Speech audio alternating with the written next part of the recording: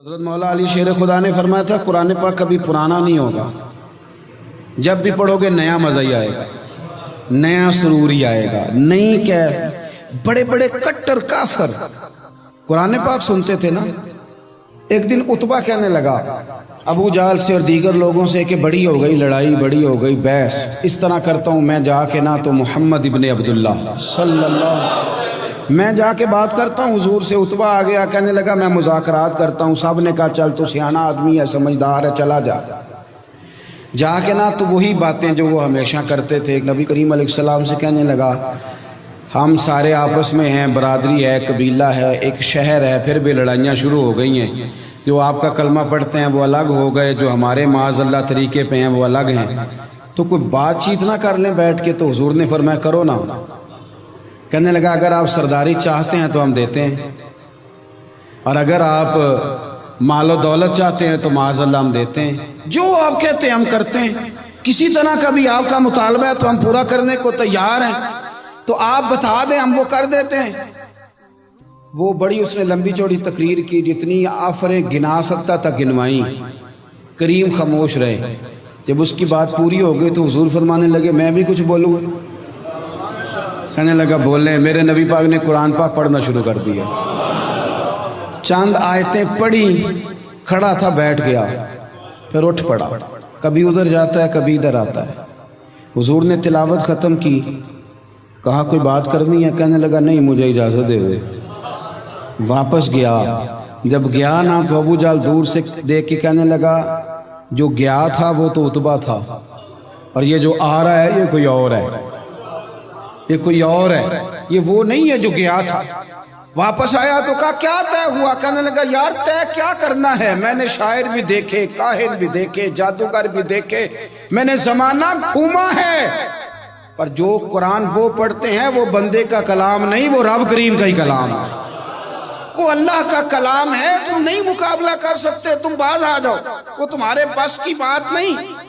تیرے آگے ہیں یوں دبے لچے فصحا عرب کے بڑے بڑے، کوئی جان منہ میں زبان نہیں بلکہ جسم میں جان نہیں، اور کروں تیرے نام پہ جان فدا، نہ بس ایک جان دو جہاں فدا، میرا دو جہاں سے بھی نہیں جی بھرا، میں کروں کیا کروڑوں جہاں نہیں۔ طفیل بن عمر دوسی مکہ شریف آئے تجارت کے لیے، پہلے بھی آیا کرتے تھے، کہتے ہیں میں بہترین شاعر تھا، مکے آیا سامان بیچتا تھا، کچھ خرید کے لے جاتا تھا۔ ابو جہل مجھے کہنے لگا تو ہمارا دوست ہے، پرانا سجن ہے، تیرا آنا جانا ہے، اور تجھے یہاں اس شہر میں کیونکہ تو ہمارا مہمان ہے تو ہر بات سے آگاہ کرنا ہمارا ذمہ داری ہے۔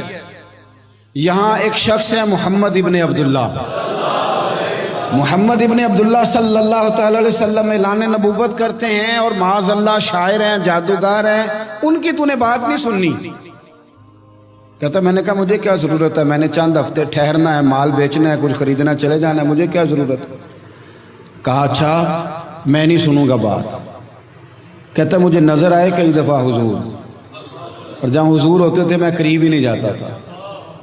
کہتے ہیں ایک دن نا حرم شریف میں سادے سے کپڑے اور پاؤں میں سونے جوتے اور سر پہ یوں امامہ کے جیسے فرشتے بھی جھک جھک کے زیارت کرتے ہیں۔ کہتے ہیں کہ نور بھری کیفیات حضور تشریف لائے، اور تشریف لا کے رسول کائنات علیہ السلام حرم کعبہ کے ساتھ ٹیک لگا کے بیٹھ گئے، سر سے لے کر پاؤں تک تنویر ہی تنویر ہے۔ حضور تشریف فرما ہوئے، قرآن پاک پڑھنے لگے۔ میں جب حضور کے قریب سے گزرتا تھا تو کانوں میں روئی دے کے گزرتا تھا، پر طفیل کہتے ہیں آج نا تھوڑی سی آواز میرے کانوں میں گئی، قرآن پڑھا محبوب نے۔ اور ویسے بھی کیا کمال ہوگا جب یاسین والے نبی خود یاسین پڑھتے ہوں، جب طٰہٰ والے نبی اپنی زبان سے طٰہٰ کی تلاوت کرتے، وَالضُّحَىٰ وَاللَّيْلِ اِذَا سَجَىٰ جن کے بارے میں آیا جب وہ تلاوت کرتے ہوں، الم نشرح لک صدرک جن کے سینے کی تعریف اللہ نے کی، جب وہ ان آیتوں کی تلاوت کرتے ہوں گے تو کیا شان ہوگی۔ جن کو رب کہے وَلَسَوْفَ يُؤْتِيكَ رَبُّكَ فَتَرْضَىٰ حبیب تجھے اتنا دوں گا کہ تو راضی ہو جائے گا۔ تو جب حضور خود یہ آیتیں پڑھتے ہوں گے تو انداز کیا ہوتا ہوگا۔ کہتے ہیں وہ تھوڑی آیتیں سنی پر قربان جائیں میرا تو کوئی دل ہی بدل گیا۔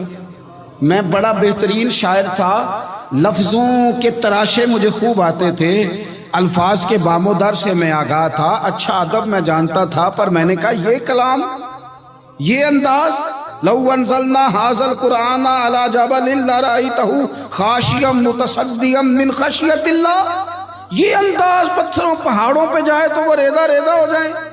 کہتے ہیں تھوڑا سا پڑا قریب نے، اور پھر نظریں جھکائے ہوئے حضور اپنے گھر گئے، سرکار چلے تو میں پیچھے پیچھے، حضور گھر میں چلے گئے تو میں نے دروازے پہ دستک دی، باہر آئے، سلام لی، میں نے کہا محبوبہ وہ جو آپ پڑھ رہے تھے تھوڑا اور نہیں سنا دیتے، تھوڑا اور نہیں تلاوت کر دیتے؟ کہتے ہیں رسول پاک نے نا پھر قرآن پڑھنا شروع کیا، میں کبھی بیٹھتا تھا کبھی اٹھتا تھا، جب حضور نے تلاوت مکمل کی تو میں نے آگے بڑھ کے ید اللہ والا ہاتھ تھاما اور دست مبارک پکڑ کے کہا سونیا یہ مجھے کہتے تھے نہ سننا، میں نے زمانہ دیکھا ہے، میں کوئی عام آدمی نہیں، میں سردار ہوں، میں نے دنیا دیکھی ہے، مجھے قسم ہے تو آپ کی زبان سے نکل رہا ہے وہ بشر کا کلام نہیں، آپ مجھے کلمہ پڑھائیں، میں مسلمان ہونا چاہتا ہوں۔